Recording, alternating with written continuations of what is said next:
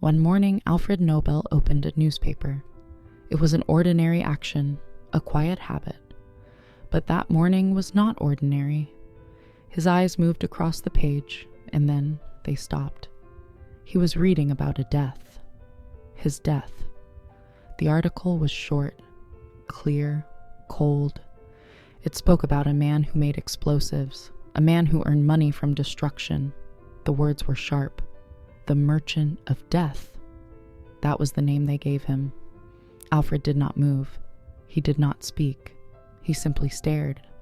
This was not how he saw himself. This was not the life he believed he lived. But this was how the world saw him. For the first time, Alfred saw his life through someone else's eyes, and it hurt. He felt shock, then disbelief, then something deeper, regret. Not regret for effort, not regret for learning, but regret for meaning. He asked himself quietly, "If I die today, is this my story?" The question stayed. He folded the newspaper. He sat alone. The room felt heavy. For years he had lived with doubt, with conflict, with responsibility. But now, everything became clear. People would not remember his intentions. They would remember his impact. Intentions live in the heart. Impact lives in the world, and the world speaks louder. Alfred understood something painful. You do not choose how others see you, but you do choose what you leave behind. This moment changed him. He began to review his life, not with anger, but with honesty. He thought about his long nights, his experiments, his losses. He thought about his brother, his silence, his loneliness. He realized that he had spent most of his life moving forward, but he had never stopped to ask one final question. What does my life mean to others? This question was different. It was not about success. It was not about invention. It was about legacy. Alfred did not want to be remembered as a warning. He wanted his name to stand for something better, but wanting was not enough. A choice was required.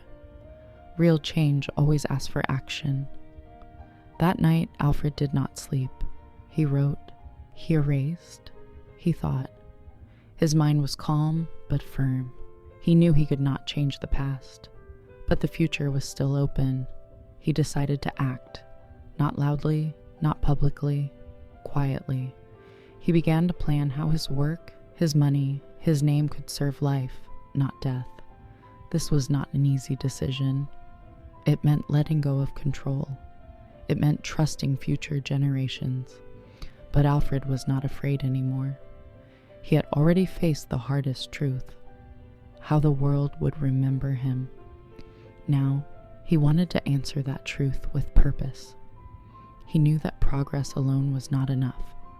Knowledge without values is dangerous. Power without responsibility is empty.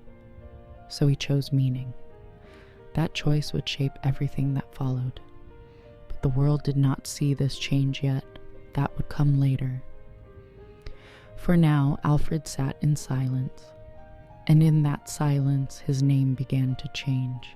After that day, Alfred Nobel changed his direction. Not louder, not faster, but deeper. He stopped defending himself and began thinking about others.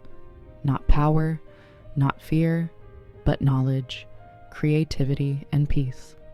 He chose to give his wealth away, believing that progress should serve life, not destroy it.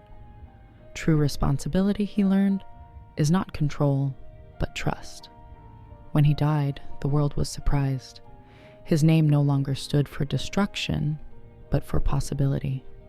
Science, literature, peace.